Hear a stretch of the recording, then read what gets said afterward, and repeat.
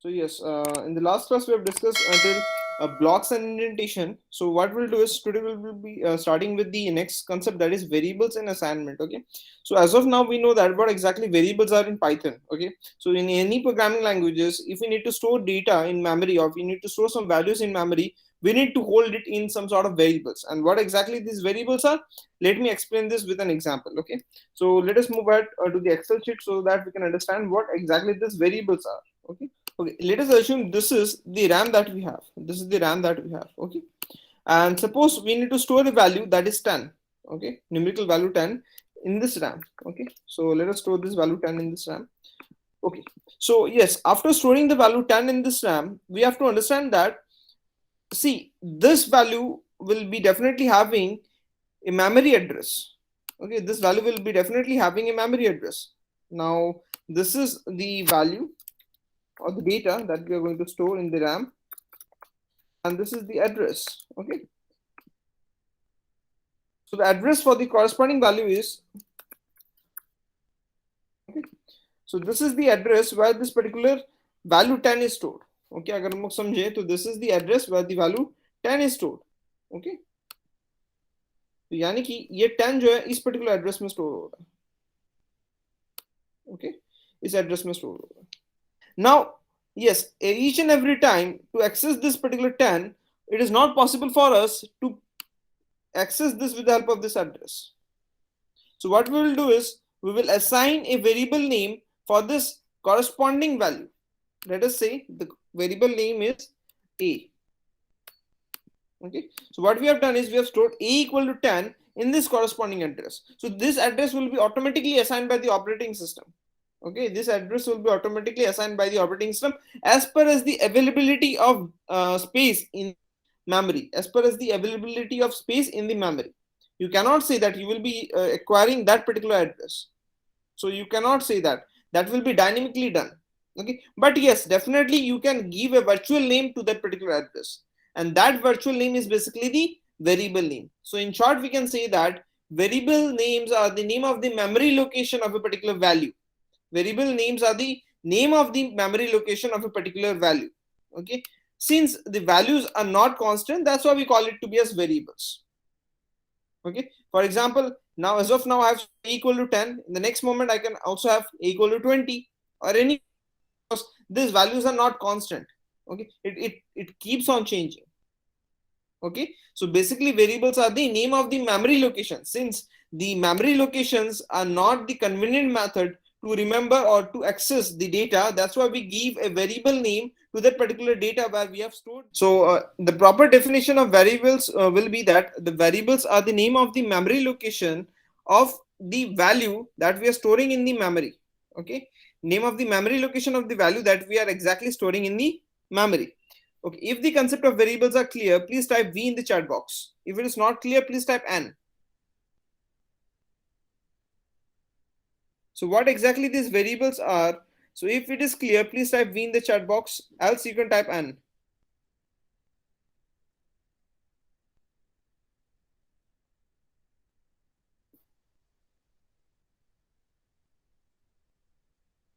Okay. So Gaurav, see variables name को अगर हम लोग समझें तो variables name को कुछ इस प्रकार से समझ सकते हैं. So if I ask Gaurav, please turn on your mic so that I can Yes, communicate sir. with you. Okay. So Gaurav, do you have the phone number of your friends? Yes, sir. Okay. So can you tell me one the name of one of your friend? Probal. Okay, Prabal. Okay.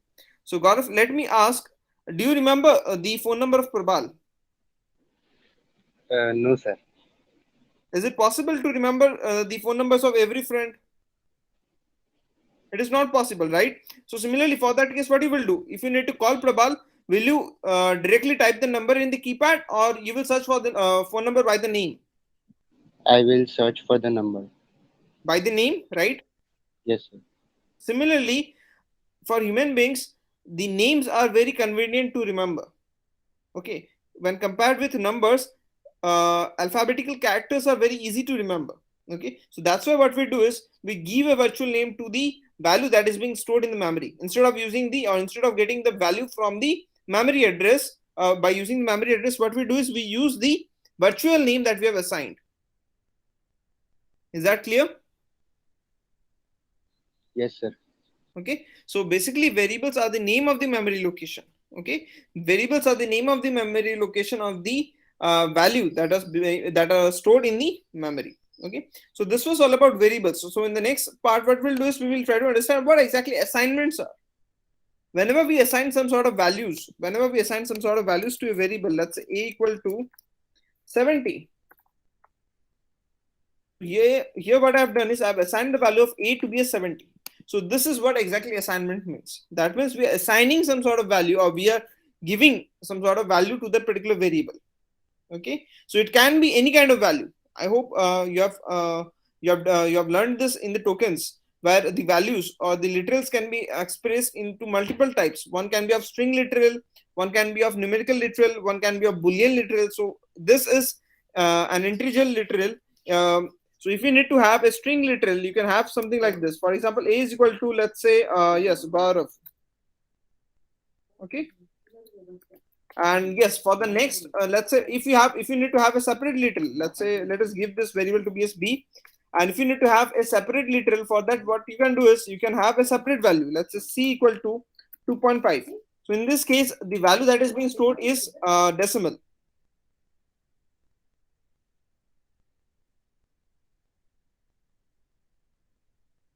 Okay, so yes, for a boolean value, what we can do is we can have a boolean value for a particular variable. Let's say d is equal to true. All these are basically what we are assigning values. We are assigning values to the corresponding variables. Okay, we are assigning values. The values can be of multiple types: integer, floating point, string, or boolean. Okay, so this is an example of boolean type.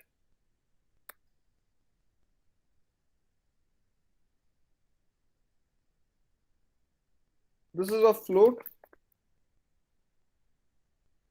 This is of string, and this is of integer. Okay, so yes, so this is how exactly assignments are done. Remember that we don't use double equal to for assignment. Only a single equal to will be used for assignment. Okay, apart from that, there are no other methods of assigning values. Okay, so this is statically we are statically assigning the values. There are also ways of dynamical there are also ways to assign the values dynamically. That is by taking the input from the user, or by taking the values from the databases. So this was all about variables and assignment. In case if you have any kind of queries, you can ask.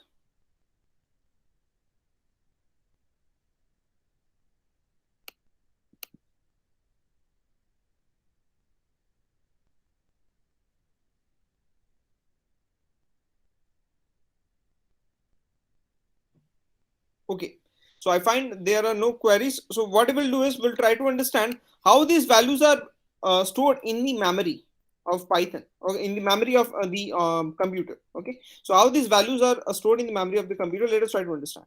For example, there is a variable a, and I have set the value of a to be a 70, and one more variable that I have, that is b, and for this value also, for this variable, so I'm setting the value to be a 70.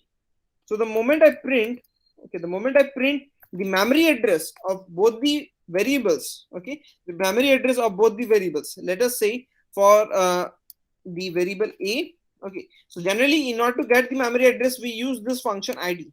Please remember that in order to print the memory address, we use this function id. Okay, I'm saying once again, in order to get the memory address, we use this function id, and inside the function, what we do is we basically pass the variable name. Okay, so this is the function, that is the id function. That's it. Okay, this is the id function.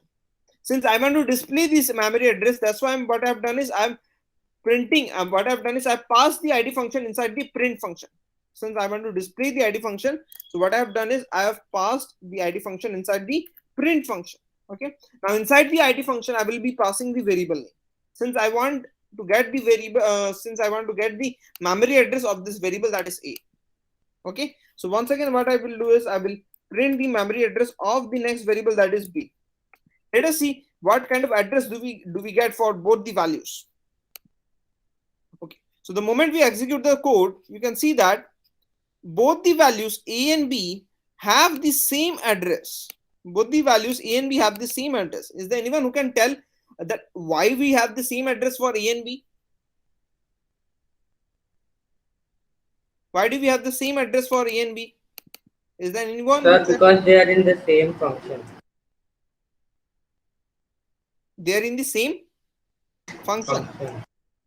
No, no, no, no, no. So because they have the same number, and sir, in Python, the variables that have same numbers are counted in the same address. Exactly, same values. Okay, don't use numbers, use values. Okay, because we can have any kind of value. String, exactly, absolutely correct. So whenever we talk about Python, if we have same sort of values, in that case, a separate memory address won't be assigned to that particular variable. The reason is because we are trying to optimize the memory. So for example, if I have, let us go back to our Excel sheet and let us try to understand.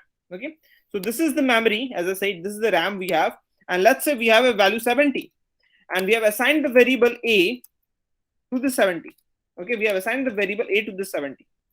Once again, I have a separate variable B, and once again I'm using a particular space in the RAM, and I'm assigning the value 70 to the value B.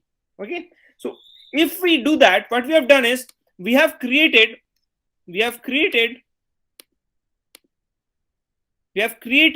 two separate locations. For the same value. So instead of doing that, Python, what it does, it doesn't assign the value. Instead of doing that, what it does, it doesn't assign a separate value. Instead of doing that, it will simply point that particular variable to the value that is already being assigned to the memory. Okay, it will directly point to that. Okay, for example, let us try to understand this with the practical perspective, with the practical example. Okay, so yes, so whenever you go to school, you you do your classes in a classroom. Okay, you do your classes in a classroom. Let's say you all are from class 11, and for every stream there is a separate class. For commerce there is a separate class, for science there is a separate class. Okay, so for every stream there is a separate class. Is it possible for the school to create individual class for individual student? That means a separate class. For example, for Akshat there will be a classroom, for Gaurav there will be a classroom, for Rishi there will be a classroom, for Krishangi there will be classroom, and so and so. Is it possible? It is not possible. So if you all are from the same class, why not to create a single class, and why not to group you within that particular classroom? Are you getting my point? Students, please raise your hands in case you are getting my point. Right? So the same thing is being used by the same thing is being used by Python also.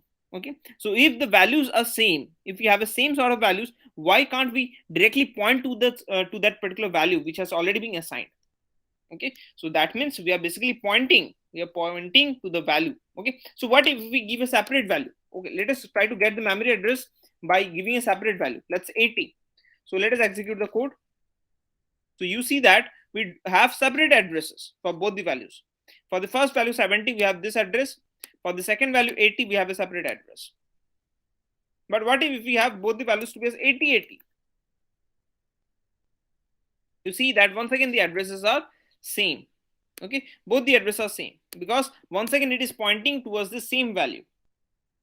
Okay, so yes, this was all about the Python variables in memory. So this is how exactly variables are stored in memory, and yes, this is how the memory addresses, the memory spaces are optimized while storing the values.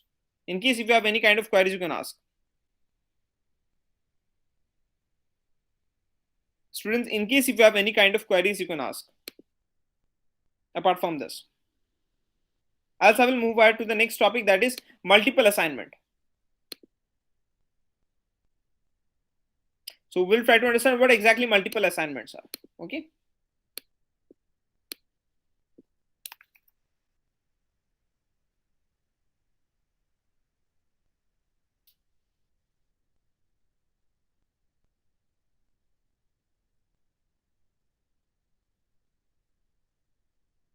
So let us try to execute the code and observe the output. So we can see that we got the output to be a 70, 70, 70. The reason is because we have set the value a equal to b equal to c equal to 70. So first, what will happen? First C will be assigned with the value 70. Since C is equal to B, once again the value of B will be assigned with C. Since A is also equal to B, okay, so the value of B will be assigned to A. Is it clear? So I hope the concept of multiple assignment is clear. इस तरफ Yes, sir. वाला programme, okay, don't understand कि इस तरफ से जाएगा programme, okay, इस तरफ से आने वाला है. पहले तो सबसे पहले क्या होने वाला, C will be assigned with the value 70. In the next step, B will be assigned with the value of C. The value of C is 70, and then in the next step, the value of B will be assigned with A. So the moment you execute the code, you get the value to be a 70, 70, 70. Okay, तो इस तरीके से ये काम करेगा. So this is how multiple assignments work. Okay, so yes, multiple assignment can be divided into two types: assigning same value to multiple variables. So this was the classic example of assigning same value to multiple variables. And the second concept can be assigning multiple values to multiple variables. Assigning multiple values to multiple variables. In order to assign multiple values to multiple variables, what we do is we basically separate the variables with the help of comma. We basically separate the variables with the help of comma. For example, I need to have three variables, and for all the three variables, I need to have three individual values. So for that, what we can do is A, B, C equal to 10, 20, 30. Okay, so the moment I print A, then I print B, print C. So if I execute the code, you see the output to be as different, like 10, 20, 30. Okay, once again, the assignment is done in such a way that for this A, the value 10 will be assigned. For this B, the value 20 will be assigned. For this C, the value 30 will be assigned.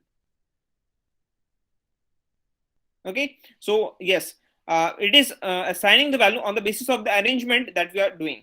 Okay, for example, if I change the arrangement, let's say C, and I put here B. So since I have changed the arrangement, the entire output will get changed. Okay, so for B we are getting 30, and for C we are getting 20.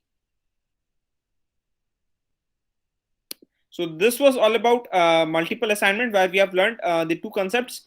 First one is assigning same values to multiple variables, and second one is assigning multiple values to multiple variables.